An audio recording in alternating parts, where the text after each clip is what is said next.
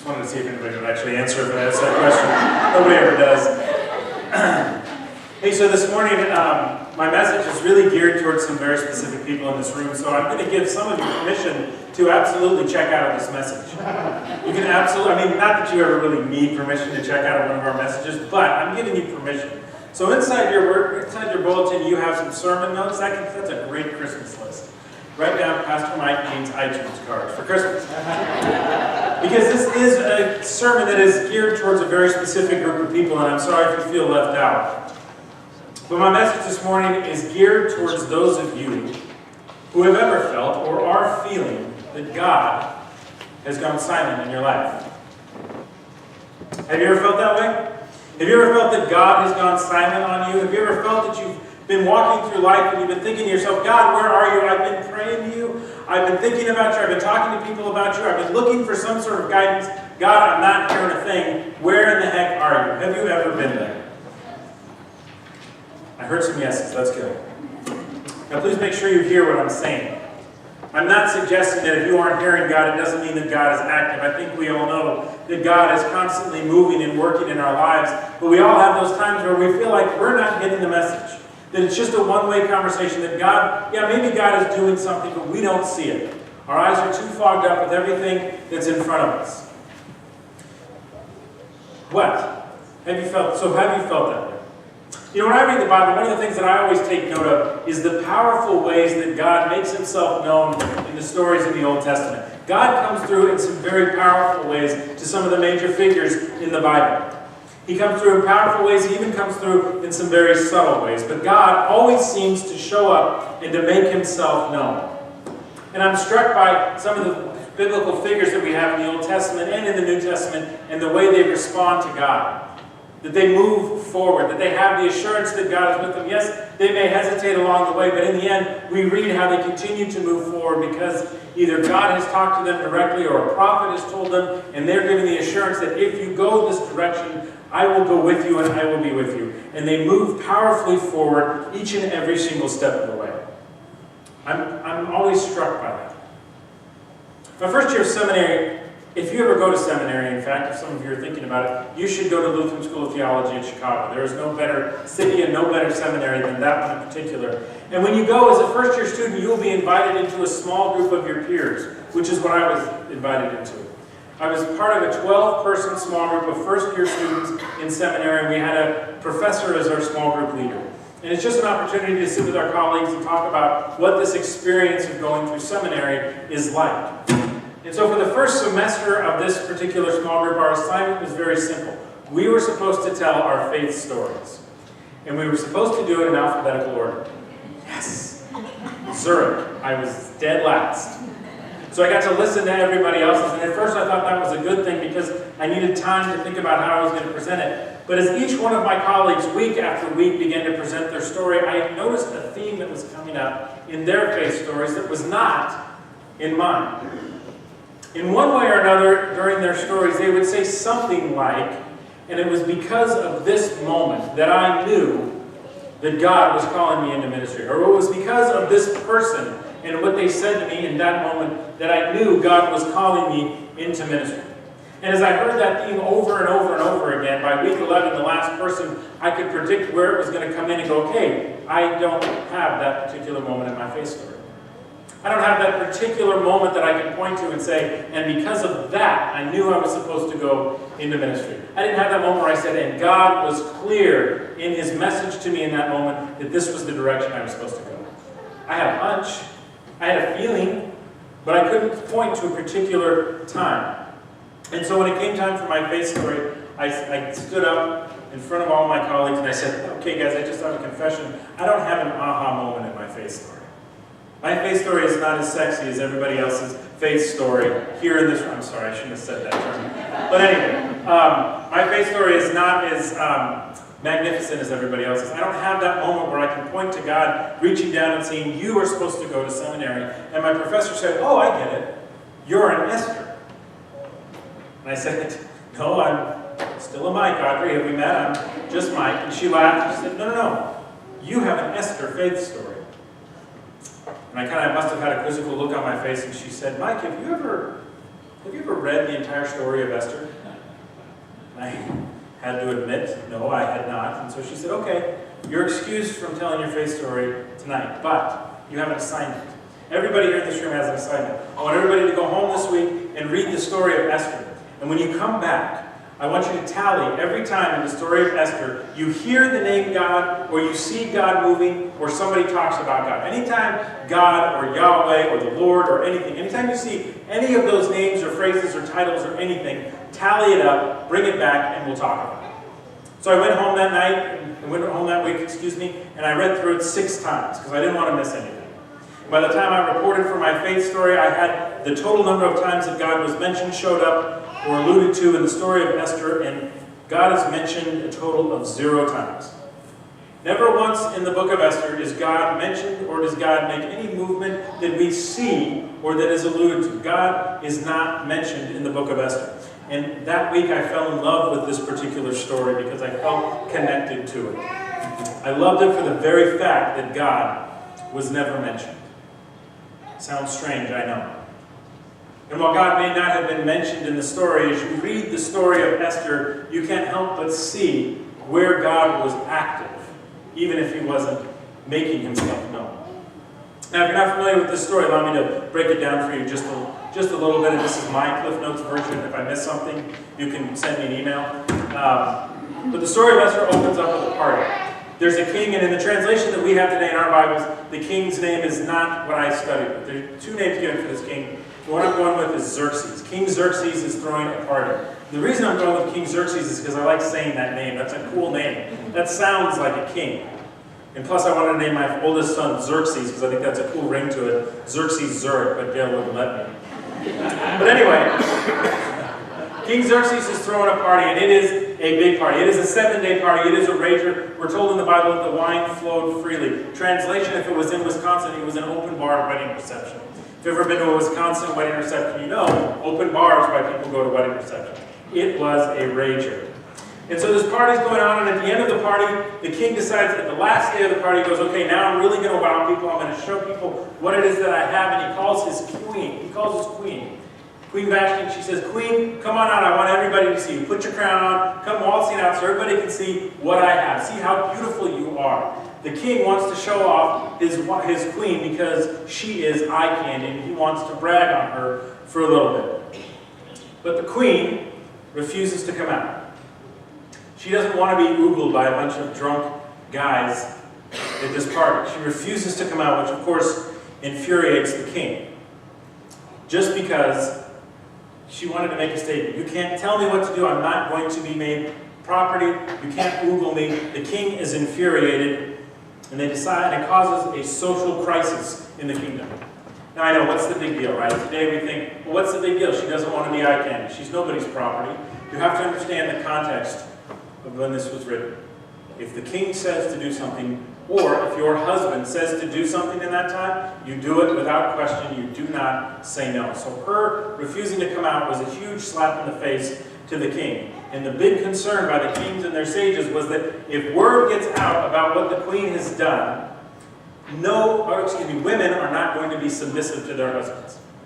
And that's going to be a huge deal if all of the women in the kingdom all of a sudden stop listening to what their husbands tell them to do. Again, remember, we think today, yeah, what's the big deal? In that time, it was a huge deal. So the king and the sages decide to come up and so the king decides to write a law that says wives are to be submissive to their husbands. And also what they decide is this queen has to go. She's setting a bad example. We're going to get rid of her. We need to find the king a new queen. So a search is made throughout the kingdom to find the most beautiful woman in the entire kingdom. It's kind of like a version of The Bachelor. Women are going to come in. The king's going to look at them. He's either going to say yay or nay. Yay or nay. Yeah, that's right. Yay or nay. And then they're going to move on. And the one, out of all of the women that were brought before the king, Esther was the one that got the king's attention. Esther was Jewish, and she was raised by her cousin Mordecai. She was raised by her cousin because her parents died at a very young age, so her cousin decided to raise her as his own daughter. When Esther was chosen, she was told by Mordecai to not reveal who her people were. So do not say that you're Jewish. And so she goes off to be prepared to be the queen, which means a year of perfumes and oils and getting all dolled up to be the queen, 12 months of just being pampered. Not a bad deal, right? So all of this is going on. There's something else happening. There are 2 guards at the king's gate, and they are mad at King Xerxes. And they decide that they're going to kill the king. They come up with a plot, and Mordecai, who happens to be sitting at the same gate as these guards, overhears what's going on. And he goes to Esther, and he tells her the king's life is in danger. Mordecai saves the king's life. These 2 guys who were plotting to kill the king are hung, and everything's great. And when the dust settles, there's a guy named Haman, who is put in charge, who's made number 2, second only to the king. He is basically the vice president of that time. He is given all authority over all officials and all of the land, which in that time means that if you were to see this man walking down the road, is that me? I'm sorry. If you were to see this man walking down the road, you were to bow to him, just like he was the king. And that's what people did. Whenever Haman would come walking down the road, everybody would bow except for Mordecai. And of course, that is who Haman took notice of, the one who wouldn't bow. And he became angry. And he learned that Mordecai was Jewish, and he realized that, listen, these Jewish people, they're not like other people in our lands. They don't bow down to us. And he goes to the king and says, we got to do something about them. We've got to wipe out all of the Jews in the land, starting with Mordecai. And so the king writes the order to have all of the Jews killed. So that's where our scene opens up today.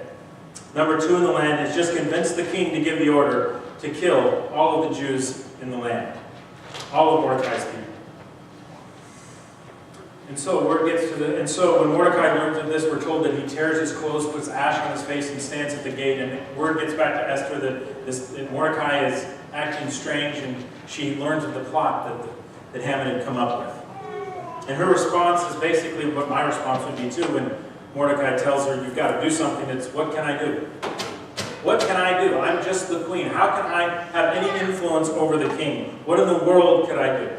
And I love Mordecai's response. This is one of the only places in this story where I really hear the faith of Mordecai, where to me at least it's very clear, because he says, hey, if you don't do it, our salvation will come from somewhere else, from another quarter. But not until your father's people and myself perish. And I love the line that he delivers next. It's the line for our sermon series. He says, who knows? Perhaps you've come to this royal dignity for such a time as this. Maybe right here, right now, maybe this is why you were picked in this very moment to have an impact, to save the people this time. Perhaps you've come to this royal dignity for such a time as this. Now think about this for a moment. Put yourself in Esther's shoes. What would you do? Not the churchy answer, which is, well, I would do what God wants me to do. God isn't mentioned. God has not said, Esther, do this. This is what I want you to do. You don't know if God is speaking to Esther. You don't know if Esther's talking. What would you do in this moment if you were faced with saving an entire race of people? But you have to take a risk. You have to go to the king, and you have to tell him what's going on. And you can't just walk into the king's quarter during this time. You have to stand outside his gate. Because if you just walk right in and you're not invited, it's a death sentence, even for the queen. What would you do? I mean, Esther's a rags to riches story. Here she was queen of the land. She had servants waiting on her, hand and foot. Anything and everything that she wanted was hers. She could have stayed silent. She could have let this go. Yes, her cousin Mordecai probably would have died, and the Jewish people would have died, but she was living in luxury. She didn't have anything to worry about. She wasn't hurting. She wasn't starving. After all, she never asked to be queen. She never asked to be put in this situation. She was plucked up from her life with her cousin, and she was chosen to be queen. This life that she was living in the royal palace was not by her own doing. She did not vie for this position as queen. Now, as you know, the way most of Old Testament stories go is that God's people get in trouble. There's a threat against God's people, and God shows up, either in a burning bush or in a cloud or through a prophet or something. God's presence is made absolutely clear, and the person that's being called knows exactly what it is that they're supposed to do. But not in the story of Esther. God is silent. He doesn't make himself known in this story, so it's all on Esther. What does she do? There is no clear assurance that God is with her. So she has to make a choice. Will she go to the king and risk possible death?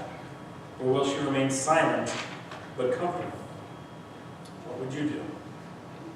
Now, there's a reason that she has an entire book named after her in the Bible, of course. She chose her convictions over her comfort. Esther's love and concern for her people, not herself, is what drove her and saved God's people. But the path to saving God's people all started in this story of Esther with an invitation.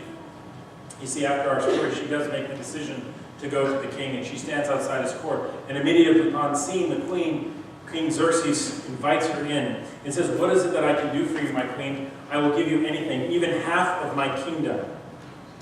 But all she wants is to sit down and have a conversation with her. She wants him to come to dinner. She gives an invitation. She says, "King, if you love me, if you want to grant what it is that I'm asking for, just come to dinner with me. I'm going to throw a feast for you. Come to dinner with me." And God's people are eventually saved through that invitation. She says, "Come with me and bring your little friend Haman too. Let's have dinner." In other words, let's have a conversation about what's going to happen. Mordecai was right in our story. It wasn't just a happy coincidence that Esther was made queen when she was. Just because God isn't mentioned or appeared in the story of Esther doesn't mean he wasn't active. The same is true of our faith life. God is always active in our lives. Whether we see him, feel him, or know that he's there, we should have the assurance that he is. He's always active in our lives, leading us and calling us. See, I've come to believe the older I get, the more and more I believe that there are no happy coincidences in my life. That even if something happens that I didn't see or understand, that God was moving in my life. And when I have felt the most out of control in my life, when I look back, I realize that is when God has been most powerfully in control. And the same is true for you. God is always in your life, whether you feel it or not. Find encouragement in the story of Esther, that God is active, that he's always calling you, always leading you. And in all fairness, more than likely God will not call you to save an entire people. You will not probably be placed in the same situation that Esther was. But we have been placed in situations where we can make a difference in a person's life. But we have to be willing to choose our convictions over our comfort. Because choosing God's way is not always the comfortable way, it's not always the popular way, and it's not always the safe way, but it's God's way. You want to know what I believe one of the most powerful phrases is that we can say to anybody ever? It's a really easy phrase. You don't even have to write it down. You can memorize it. It's 3 little words. Do you know what they are? Silence fell on the crowd. If you're thinking I love you, no, it's not. That's a powerful phrase, but that can also be a really weird phrase, depending on who you say that to. One of the most powerful phrases that I think that we can say are 3 little words. The words, "Can we talk?" Inviting people into conversation. Letting them know that you're there. Letting them know that you care where they're at. Saying to them, "Hey, can we talk? I want to make sure everything's okay." Or asking somebody if they can come talk with you. Can we talk? It invites people into the conversation. That's what Esther did with the king when you boil down to it. She went to the king. He invited her in and she said, "Come have dinner with me." In other words, come have a conversation with me. Let's talk. And that conversation led to the led to the Jewish people being saved. Esther was moved to save her people at that time. So how are you being moved to save those around you? Or at least, if not saved, but help. I had a good friend in high school, actually not high school, through elementary school all the way through high school. His name was Steve. He went to my youth group. He was one of the funniest guys I'd ever met. In fact, he and I were in the same grade from kindergarten up to 4th grade, and we were so close that we both failed that 4th grade class and got held back the very next year. So he and I had a bond. And he went to my youth group all the time too. And he was just one of those guys who was carefree and laughing all the time, always made jokes. He was funny. But during our sophomore year of high school, he had a twin brother. And his twin brother Seth lived his own life. And everything changed for him, obviously. And 2 weeks after it happened, he came back to our youth group and he came back to church. And then after that, he stopped coming altogether. And I would see him in the hallways and I'd wave to him kind of sheepishly because I didn't really know what to say to him because he didn't really have anything to say to us. And so I figured if he wants to talk, he'll come ask. But then one night, I was kind of sitting around going through an old yearbook, and I saw his picture, and I saw the picture of his brother, and I just decided to pick up the phone and call him and say, hey man, can we go out? Can we hang out and have some coffee? And we went out and we talked for about 4 hours that night. I'd never done anything like this. I mean, think about a high school guy. We're not very deep when we're in high school. I mean, food and sleep, that's about all high school guys need. But I just asked him, how you doing? And he said, you're the first person from school or from church to really ask me how I'm doing. You're the first person to ask me to have a conversation, just to sit down and talk. He said, I've heard from people in the church, but I don't like hearing from people in the church because they tell me that I just need to pray more. Or they tell me that I'll get over it. Or they tell me that it's part of God's plan. And he said, and I can't believe that my brother taking his own life is part of God's plan. And he said, that's why I stopped coming. The church wasn't helpful because they told me how I should feel and they told me what I should do rather than asking me what I need or how I feel. He just told me that I was the first person who asked him to talk, and he just thanked me for that. I don't tell you that story to make myself out as a hero because I wasn't. I just was a dumb kid who wanted to talk to my friend. But it was one of the first times in my life that I realized how powerful and meaningful it can be to let someone know that you're there. To let someone know that you're open to hearing them and you're open to talking to them. And it's the first time in my life that I felt like I was placed in somebody's life for a reason.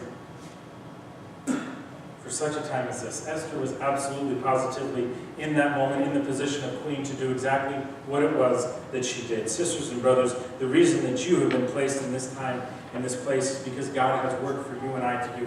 Even if you're standing there going, God, I'm not hearing it. The connection isn't clear to me, God. God has placed you in this time, in this place, to put yourself out there for people, to care for people, to let them know that they're there. You can call somebody up very easily and simply say to them, can we talk? There are probably people in your life who are hurting, but you haven't called them because you don't know what to say. Maybe you don't have to say anything. Maybe you can just listen to them. Or there are people in your life that you've chosen not to talk to because your pride is getting in your way. Just call them up. Let them know that you're there. Can we talk? It's a really, really simple phrase. May you find encouragement to move beyond your comfort zone and into conversation with those around you. May you find encouragement from the story of Esther, who was placed in a particular time at a particular place to do an amazing thing for her people. Even if you feel like God has gone silent in your life, how could you ever go wrong by loving other people and just being there for them, to listen for them, to care for them? For such a time as this, sisters and brothers, you have been placed here. May you go and do so, encouraging them along the way. And may you be encouraged by it. Amen. Peace of the Lord be with you always. Please share that peace with everyone around you.